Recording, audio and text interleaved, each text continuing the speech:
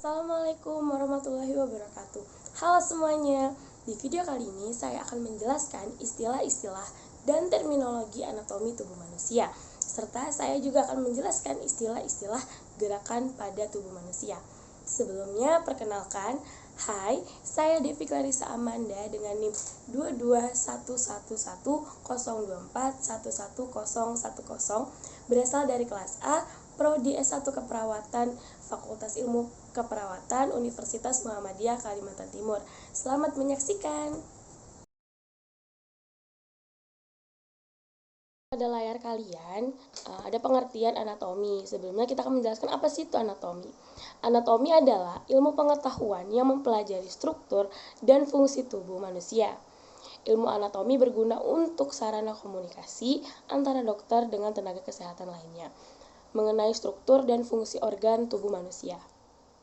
Selanjutnya kita akan menjelaskan apa sih itu posisi anatomis dan bidang anatomis. Posisi anatomis adalah konsep sentral dari semua deskripsi lokasi dan posisi struktur lainnya pada tubuh. Kemudian ada bidang anatomis. Bidang anatomis adalah garis yang digunakan untuk membagi tubuh manusia. Biasanya terlihat sebagai model anatomi dan proyeksi. Terlihat pada gambar menjelaskan posisi anatomis tubuh manusia. Kemudian ada pula bidang-bidang pada posisi tubuh manusia. Yang pertama ada bidang mid-sagittal. Bidang ini adalah bidang vertikal yang melalui pertengahan tubuh. Bidang ini akan membagi tubuh bagian kanan yang dikenal dalam istilah kedokterannya adalah bagian dekstra, sedangkan bagian kiri yang dikenal dengan sinistra. Kemudian ada bidang paramedian, yaitu bidang vertikal yang terletak di samping dan sejajar dengan bidang mid-sagittal. Kemudian ada pula koronal dan horizontal, yaitu koronal, yaitu bidang vertikal yang tegak lurus terhadap bidang mid-sagittal, akan membagi tubuh menjadi tubuh bagian depan dan tubuh bagian belakang. Kemudian ada horizontal, yaitu bidang hayal yang memotong tegak lurus terhadap bidang mid-sagittal, bidang koronal dan bidang paramedian. Dengan adanya bidang horizontal ini, tubuh kita terbagi menjadi dua bagian, yaitu bagian atas dan bagian bawah tubuh. Kemudian ada pula medial dan lateral, yaitu medial adalah posisi dari struktur tubuh yang terletak lebih dekat dengan mid-sagittal daripada struktur tubuh lainnya. Kemudian ada lateral, yaitu posisi struktur tubuh yang letaknya lebih menjauhi sumbu tengah tubuh dibandingkan struktur tubuh pembanding atau struktur tubuh lainnya. Selanjutnya kita akan membahas tentang anterior dan posterior, yaitu yang pertama, anterior atau ventral merujuk kepada depan dan posterior dorsal merujuk pada belakang. Bila digunakan dalam konteks anatomi, jantung terletak posterior dari sternum karena jantung berada di belakang sternum. Begitu pula sebaliknya, sternum terletak anterior dari jantung. Setelah itu kita akan membahas pula apa sih itu superior dan inferior. Yang pertama, kedua istilah ini merujuk kepada sumbu vertikal. Superior berarti lebih tinggi dan sedangkan inferior berarti lebih rendah. Kepala terletak superior dari leher. Umbilikus terletak inferior dari sternum. Setelah itu kita akan membahas lebih jauh tentang apa sih itu proksimal dan distal. Istilah proksimal dan distal digunakan pada struktur yang dipertimbangkan memiliki awal dan akhir, seperti tungkai bawah, tungkai atas, dan pembuluh darah. Istilah ini mendeskripsikan posisi struktur dengan referensi terhadap asalnya. Proksimal berarti lebih dekat dari asalnya, distal berarti lebih jauh dari asalnya. Kemudian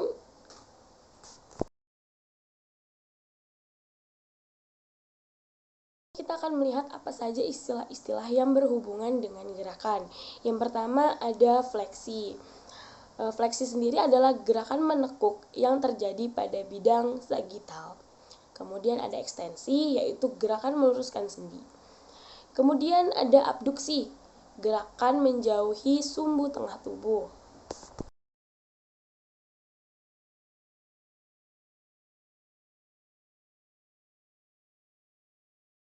Selanjutnya ada pula aduksi. Apa sih itu aduksi? Aduksi adalah gerakan mendekati sumbu tengah tubuh, itu sumbu tengah tubuh kita. Kemudian ada sirkumduksi, yaitu kombinasi gerakan ekstensi, fleksi, abduksi, dan aduksi. Kemudian ada rotasi, yaitu gerakan sebagian tubuh di sumbu panjangnya, yang pula dibagi menjadi rotasi medial dan rotasi lateral. Kemudian ada pula istilah yang berhubungan dengan gerakan selanjutnya, yaitu ada pronasi lengan bawah, yaitu gerakan rotasi medial lengan bawah sedemikian rupa sehingga telapak tangan menghadap ke arah posterior. Kemudian ada supinasi lengan bawah, yaitu gerakan rotasi lateral dari posisi pronasi sehingga telapak tangan menghadap ke anterior. Kemudian ada inversi, yaitu gerakan kaki sehingga telapak kaki menghadap ke arah medial. Dan yang terakhir ada eversi, yaitu gerakan kaki sehingga telapak kaki menghadap ke arah lateral. Dilihat pada layar kalian, di sini ada posisi-posisi gerakan tubuh manusia yang sering dilakukan oleh manusia dalam kehidupannya sehari-hari.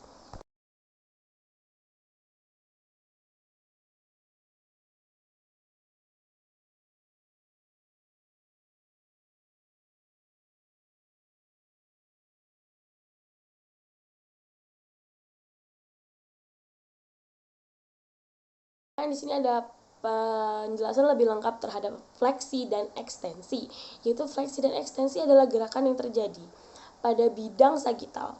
Mereka mengacu pada peningkatan dan penurunan sudut antara dua bagian tubuh. Kemudian fleksi ini merujuk kepada gerakan yang menurunkan sudut antara dua bagian tubuh. Kemudian ekstensi merupakan gerakan yang meningkatkan sudut antara dua bagian tubuh.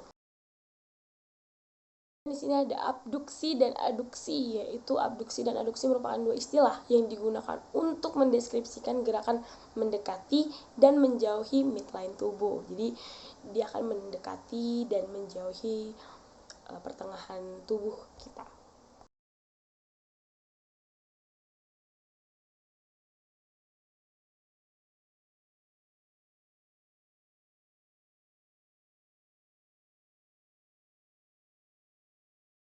Ini ada elevasi dan depresi. Elevasi mengacu pada pergerakan ke arah superior, misalnya mengangkat bahu.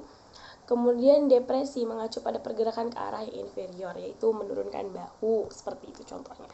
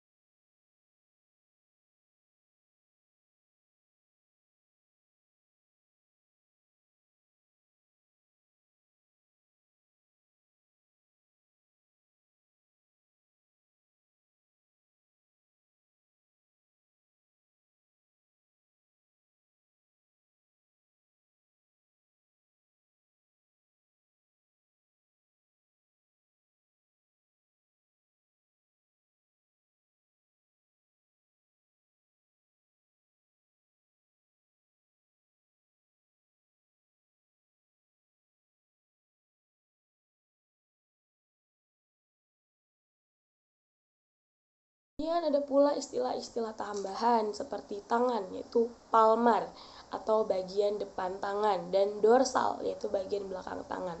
Seperti ini adalah palmar dan ini adalah dorsal. Kemudian ada ipsilateral dan kontralateral. Ipsilateral sendiri adalah bagian tubuh yang terletak pada sisi yang sama. Kemudian kontralateral adalah bagian tubuh yang terletak berbeda sisi atau berbeda arah. Dan ada pula istilah tambahan jarak relatif. Yang pertama ada terhadap pangkal ekstremitas, yaitu proksimal dan distal. Proksimal sendiri adalah posisi struktur tubuh yang lebih mendekati terhadap pangkal ekstremitas. Kemudian ada pula distal, yaitu posisi struktur tubuh yang menjauhi pangkal ekstremitas.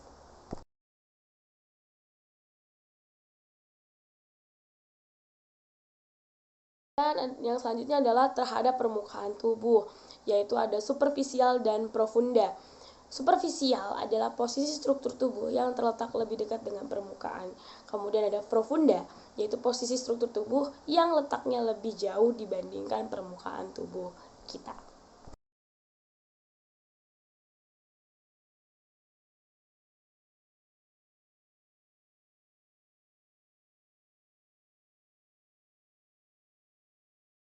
Yang terakhir ada terhadap pusat organ atau rongga tubuh, yaitu ada interna dan eksterna. Interna sendiri adalah struktur tubuh yang terletak di dalam daripada pusat tubuh atau rongga tubuh. Jadi dia berada di dalam tubuh kita. Kemudian ada eksterna, posisi struktur tubuh yang terletak di luar pusat tubuh atau rongga tubuh. Berarti itu dia ada di luar tubuh kita.